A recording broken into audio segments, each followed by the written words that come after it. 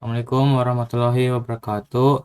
Saya Bizar dan teman saya Kamalul akan mempresentasikan tentang perkembangan teknologi persenjataan yang akan membahas senjata kimia. Saya sebagai moderator dan pemateri 2 dan Kamalul sebagai pemateri 1. Pengertian senjata kimia. Senjata kimia adalah senjata yang memanfaatkan sifat racun senyawa kimia untuk membunuh, melukai, atau melumpuhkan musuh. Penggunaan senjata kimia berbeda dengan senjata konvensional dan senjata nuklir, karena efek merusak senjata kimia bukan disebabkan daya ledaknya. Senjata kimia bisa berupa gas beracun yang terdiri dari gas belerang organik, gas sarin, gas fosgen, dan klorin.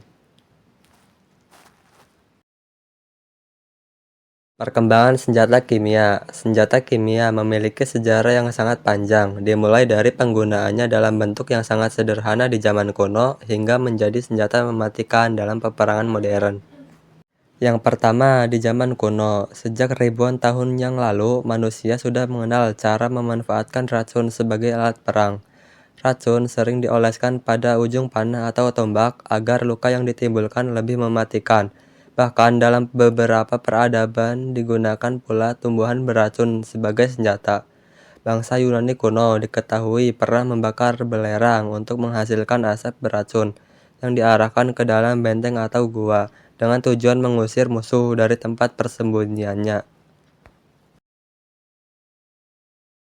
Yang kedua, di Perang Dunia I. Perang Dunia I menjadi titik balik dalam sejarah senjata kimia karena untuk pertama kalinya senjata kimia digunakan secara besar-besaran dengan teknologi yang lebih modern. Pada tahun 1915, Jerman melancarkan serangan menggunakan gas klorin di Ypres, Belgia yang menyebabkan ribuan tentara tewas dan banyak lainnya menderita luka parah. Selama perang ini, berbagai jenis senjata kimia digunakan, termasuk gas klorin yang menyerang pernapasan, gas fosgen yang lebih mematikan dan sering digunakan diam-diam, serta gas mustar yang menyebabkan luka bakar parah pada kulit, mata, dan paru-paru. Diperkirakan lebih dari 1,3 juta tentara menjadi korban senjata kimia dalam perang ini, dengan sekitar 91.000 orang meninggal dunia.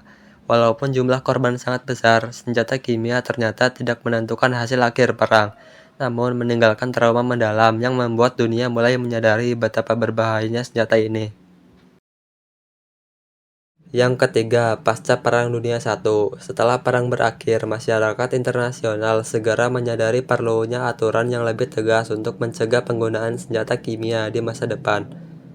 Hal ini melahirkan Protokol Jenewa tahun 1925 yang secara resmi melarang penggunaannya dalam peperangan. Akan tetapi, larangan ini tidak serta-merta menghentikan praktik tersebut, karena pada kenyataannya beberapa negara masih menggunakannya. Italia misalnya menggunakan gas beracun ketika menginvasi Ethiopia pada tahun 1930-an, sementara Jepang juga memanfaatkan senjata kimia dalam perang melawan Tiongkok. Peristiwa ini menunjukkan bahwa meskipun ada aturan internasional, senjata kimia tetap dianggap sebagai senjata yang ampuh dan masih dipakai untuk meraih kemenangan dalam konflik bersenjata. Yang keempat, pasca Perang Dunia II, Perang Dingin. Pada era Perang Dingin, perlombaan senjata tidak hanya terjadi pada senjata nuklir, tetapi juga pada senjata kimia. Amerika Serikat dan Uni Soviet sama-sama mengembangkan serta menimbun senjata kimia dalam jumlah yang sangat besar, sebagai bagian dari strategi militer mereka. Walaupun kedua negara besar tersebut tidak pernah menggunakannya secara langsung dalam konflik besar, senjata kimia tetap digunakan di berbagai perang regional. Mesir misalnya memakainya dalam Perang Saudara Yaman pada tahun 1960-an, sementara Irak di bawah Saddam Hussein menggunakan gas mustar dan sarin dalam Perang Iran-Irak. Yang paling tragis adalah serangan gas beracun di Halabja pada tahun 1988 yang menewaskan ribuan warga sipil Kurdi. Peristiwa-peristiwa ini menegaskan bahwa senjata kimia tidak hanya dipakai sebagai alat militer, tetapi juga sebagai alat teror yang menargetkan penduduk sipil.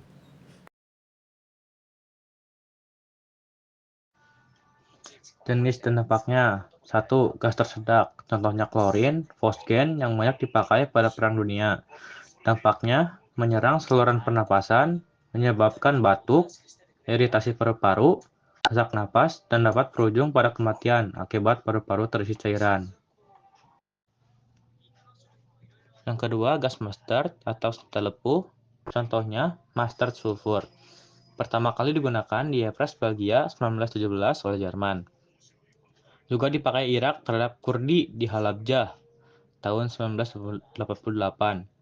Dampaknya menyebabkan luka lepuh parah pada kulit, kerusakan mata, bisa menyebabkan kebutaan, dan kerusakan pernapasan. Efeknya sering tertunda, sehingga korban baru merasakan sakit beberapa jam setelah terpapar.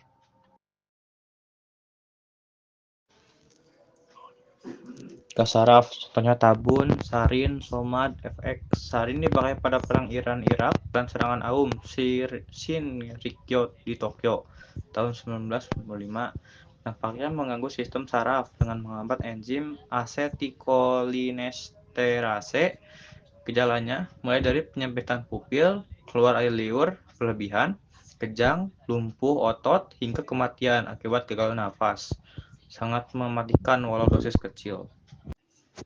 Agen darah, contohnya hidrogen cyanida, cyanogen klorida, pernah dipakai dalam ruang gas Nazi Jerman. Dampaknya menghambat kemampuan darah membawa oksigen, mengakibatkan pusing, kejang, kehilangan kesadaran, lalu kematian cepat karena tubuh kekurangan oksigen.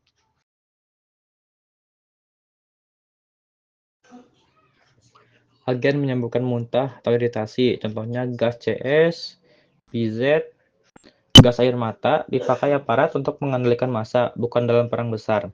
Dampaknya menyebabkan iritasi mata, hidung, dan kulit. Umumnya tidak mematikan, tapi dalam konsentrasi tinggi di ruang tertutup bisa berbahaya. Agen pembakar, contohnya fosfor putih, digunakan oleh beberapa militer modern, termasuk Israel, AS, dan Rusia. Dampaknya membakar jaringan tubuh sampai ke tulang, menyebabkan luka bakar parah. Selain itu, asap fosfor dapat merusak paru-paru jika terhirup. Pada abad ke-21, memasuki abad ke-21, dunia berusaha keras untuk menghapus ancaman senjata kimia melalui Konferensi Senjata Kimia (CWC) yang berlaku sejak tahun 1997. Konferensi ini melarang total pengembangan, produksi, penimbunan, dan penggunaan senjata kimia, serta mewajibkan negara-negara anggotanya untuk menghancurkan stok yang masih dimiliki. Untuk memastikan aturan ini berjalan, dibentuklah Organisasi Pelarangan Senjata Kimia (OPCW) yang bertugas mengawasi penghancuran dan penyelidikan. Meski begitu, pelanggaran tetap terjadi. Dalam Perang Suriah, ditemukan bukti penggunaan gas sarin dan klorin terhadap warga sipil. Sementara di Rusia, muncul kasus peracunan individu dengan racun saraf Novichok yang mengejutkan dunia, dan penggunaan fosfor putih oleh Israel dalam operasi militer di Gaza dan Lebanon. Sekian presentasi dari kami. Wassalamualaikum warahmatullahi wabarakatuh.